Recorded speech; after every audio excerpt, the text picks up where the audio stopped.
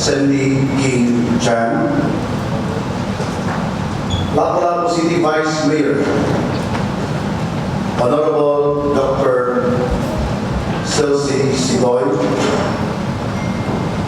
members of the new Lapu-Lapu City Council, the Team Kaaba, Honorable Attorney Eugene Espirido, Honorable Annabeth Mama Abet Pizon, Honorable Marciano June Alforque, Honorable Celestino Dino Ayin, Honorable Attorney Susan Pari, Honorable Chanvi de la Serna, Honorable Efren Tumula Herrera, Honorable Nelson Oyao Yak, Honorable Climaco Montor Tapoy Jr., Honorable Georgine E.S. Bugo, Honorable Joseph Tangatungan, Honorable Emilio Dr. Galarusa Jr., SK Federation President, Honorable Laika Campos, Barangay Captains and Officials, City Administrator Attorney Danilo Almendras, Lapu-Lapu City Police Office Director, Police Colonel Arnold Manson, BFP Lapu-Lapu City Fire District Director, Chief Inspector Tico Purgatorio, Lapu-Lapu City Department Heads, colleagues in the government service, friends from the media, fellow Opumanos, ladies and gentlemen, a pleasant good morning to everyone. The chains continue. This is after Opunganos voted and gave us the Team Kaaba a landslide victory. In the history of Lapu-Lapu City elections, this is the biggest lead an entire party had over its rival. Not to mention the clean sweep of all the council seats. The 15-0 victory will serve both as an inspiration and a challenge for all of us.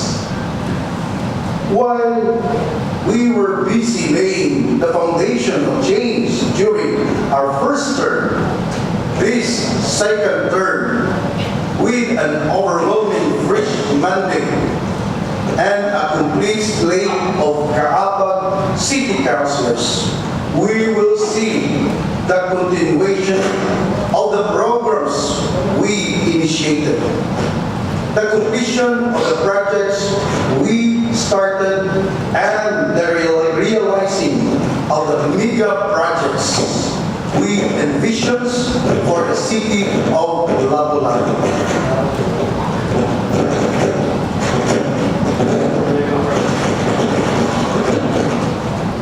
To seek this administration's policy direction, allow me to present to my 10-point Junard-Chan agenda. Letter J, just and fair society for everyone. In the recent celebration of the Pride Month, the LGBTQIA+ community echoed their call for the passage of LGBT code that ensures equal rights for everyone, regardless of gender and sexual preference. A code that makes no room for discrimination. I entrust Honorable Annabeth Pizon to take the lead in crafting this code and ensure its passage the soonest time possible.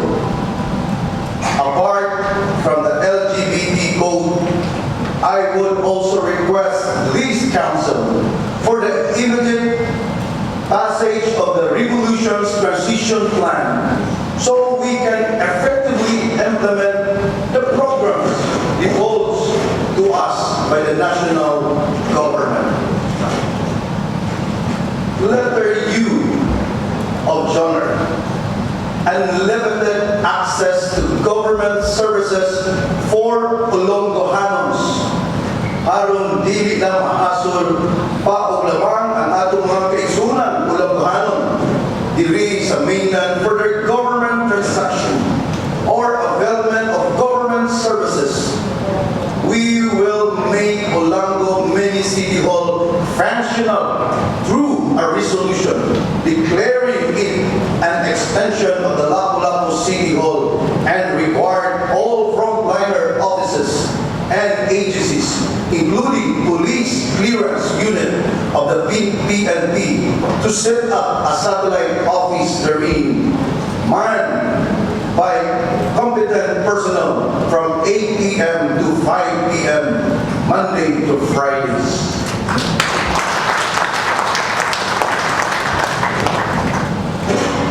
Gawas na di mahasol sa paglabang ang mga Olongohanon dili sa mainland. Dili na po sila makagasto sa pritihan sa fast-track o pambog na karon kitangdanan na sayon na misaka tungod sa oil price high. Letter N of Genre. No more brownouts in Olango. This after we successfully lobbied for its 24/7 power supply. Ato usab ipadayon ang atong nasugdan nga pagpanaod og solar lamps sa tanang poste sa Olango. Aron hayag luwas sa peligro sa mga Olongohanon. Mauusab kana ang atong buhaton tanan kasuhukan dinhi sa mainland Lapu-Lapu. Dili kita muhunong hangtod dili masukan ang tanan kabalayan o kasidyuhan sa dapayan. Mao ni ang akong hagit sulod on my first 100 days sa akong ikaduhang termino. Letter A. Allocate funds for the following. Number 1. Lot expropriation for the expansion of the new Olango Cemetery. Atong palakdan ang ministeryo kay kini usa ka interfaith cemetery diin apli kini sa tanang mga tinuhuan o relihiyon. Katoliko, Muslim, born again, o uban pa. Number 2, lot expropriation for the construction of TESDA building. Kay tuyo nato nga ma-institutionalize ang atong skills training program alang sa atong mga kaisunan o kumanon nga naghandog nga makabaton o NC2 certificate na magamit sa ilang pagpangita o trabaho. Number 3, opening of new roads. We need to expropriate the lots nga maagian sa atong plano na bagong mga kalsada. It is our commitment to solve the traffic problem, and the way to go is to open up new roads. Ako usap, kamo mangyon sa pag-agi o pundo alang sa pagtukod sa papakan falling wood. R for Junar. Repair and restore the city after Typhoon Odette. We will build back better. We will pass a supplemental budget for our repair and restorations efforts. Likewise, learning from the lesson of Odette. We will implement the following measures. Number 1, through an ordinance, required essential utilities such as centers, refilling stations, and gasoline stations to have a standby generator set as requisite in the issuance of the business permit. Number 2, through an ordinance, required subcontractor to secure business permit prior to its operation and execution of projects in the city. Number 3, study the possibility of shifting to underground cable connection than the usual spaghetti wire connection to prevent the same scenario after Odette, where spaghetti wires from the falling post became a major traffic nightmare. Number 4, purchase of heavy equipment and dump trucks for rescue and clearing operations. Lain nga mao ang review of local tax code, market code, and all other revenues code of the city to improve and increase our revenue collection. Ato usab ipa-review sa Committee sa Transportation ang kritikan sa atong mga tricycle, taking into consideration the oil price hike and the interest of the riding public, especially karon nga ato nang gitugutan sa pagbiyahe ang mga tricycle in full capacity kung puno sa pasahero. Mao na ang assignment ni Honorable June Alforno.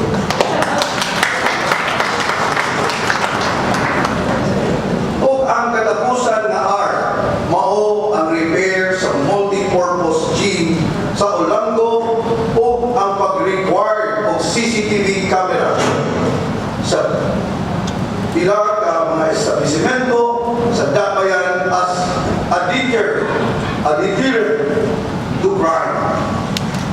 Letter G, desalination project.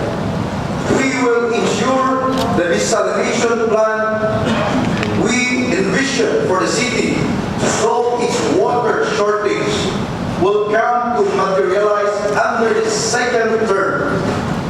Atong paninwaon na masugdan na ang trabaho ni ini aron wala na'y upungan. Ilabi na ang mga mulgubyo sa Punta Inganyo o Islas Olango ang mag-antos sa kakuwang sa supply sa tubig. The steady supply of water in Olango will also open opportunities for the Olangahanos as investors would come flocking to pour in capital in the islands. Resorts, spas, and other enterprise will soon rise in Olango given the steady supply of power and soon water. Letter C for John.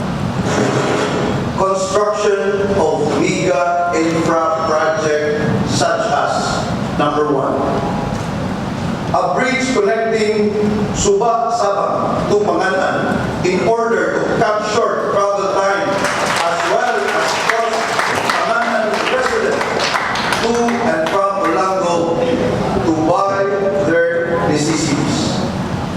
Number 2, a skyway connecting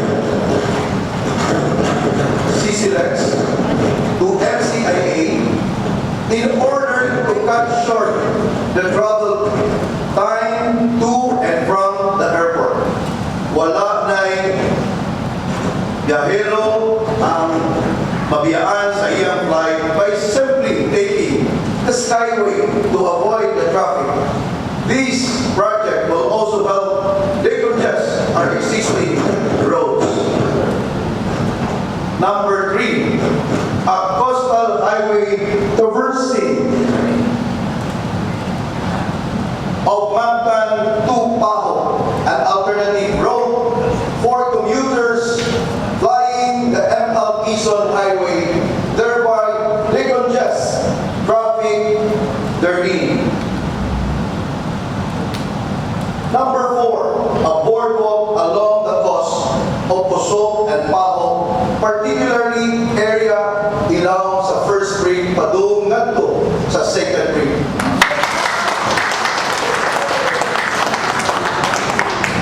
With our vision of making Lapu-Lapu the future Little Singapore of the Philippines, the construction of the boardwalk similar to that of Singapore is a step closer towards that Singapore dream.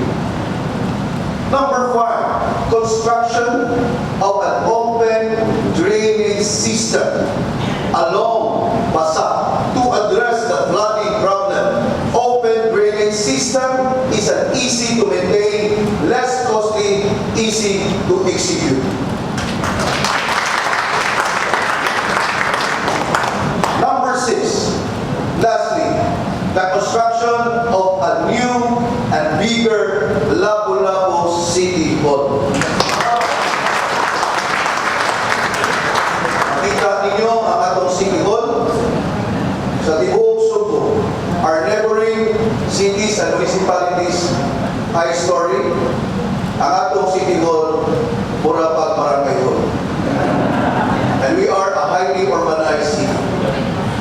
So dapat ato na makita pagi with the city council's support, we can make a new Lapu-Lapu City Hall. Another C is the creation of special committee or task force to work on tightening of LGU owns lots in compliance of the recommendation of the Commission on Audit. Letter H, healthcare delivery system. Ato nang ipadaan ang pundo sa health, pero subo kay wala ini magamit, tungod kay wala mapasar sa karaang konseho ang 2022 budget. Taron nga bilinggo na ang bagong konseho nga puros kaabang. Malaumon ako na mapatuman na nato ang atong tinguha na ma-improve ang health services care delivery system pinaagi sa pagpapalit o dugang ekwipo o reagents na gikinahanglan kaayo sa atong Lapu-Lapu City Hospital. I am confident that now with a kaabag council behind my back, we will be able to meet with the increasing demands of growing numbers of patients seeking medications at our city hospital. I'm pretty sure with the chairman of Committee on Health, Dr. Emilio Galarosa, he is very hands-on public servant. Di na pumunong si Dr. Galarosa hantod dili na nato papa nindot o mapa-upgrade ang atong Lapu-Lapu City Hospital.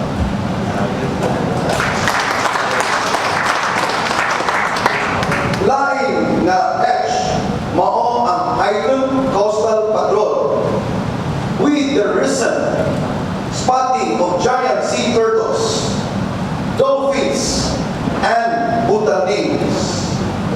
We need to capacitate our bantay dagat by giving them the needed logistic support and provisions for them to carry out the regular and intensive patrolling of coastal waters along Ilutungan Channel. Ilabi na karon nga aduna na kitay gitawag nga turtle point nga anaa nahimutang sa kadagatan sa barangay Marigondon, diin makita ang pundok sa mga pawikan.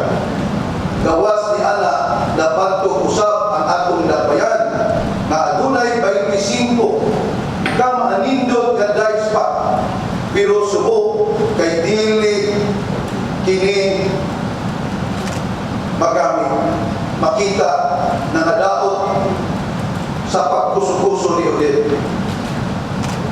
We therefore need your support to allocate budget for the restoration of this dive spot kay kini dako ug tabang sa atong turismo. We need to restore by planting corals. Aduna tay grupo sa mga divers here in Lapu-Lapu nga andang nangutabang kanato. Mao na kinahanglan ato silang apagan. Kay dili sayon o dili madali ang pag-restore sa ato ang corals. The presence of the natural wonders and underwater sea attractions dugang nga kapital sa atong turismo. Gawas sa napantog ng white sand beaches ug crystal blue waters. As we capitalize on their presence, we likewise need to protect their existence. Letter A. Amendments of Investment Code. We need to update our investment code to make it relevant and attune to the prevailing conditions. Another A is the approval of the forest land use, the comprehensive land use plan. Letter N. Necessary support for livelihood, education, and sports. We need to extend support to fisher folks through alternative livelihood sama sa pagpamuhi o isda sulod sa fish cages, sewage farming, kung pagpananom o busog. Likewise, we need to strengthen our partnership with DepEd by providing them the needed support as they cope with the challenges of pandemic and their imminent return to face-to-face mood of teaching. Susama usab sa suporta ang gikinahanglan sa natad sa sports, atong tabangan sa pagpabarug, pag-usab ang atong multi-purpose gym na nalukapa panahon sa Bagyong Odette. Alang sa maong kagayuan, usbon ko kamo sa pag-awag for the immediate passage of the 2022 budget aron masugdan na nato ang repair and restoration sa atong dakbayan gikan sa kadaot nga gimugna ni Odette. Ug sa katapusan, importante gayud ang hinanali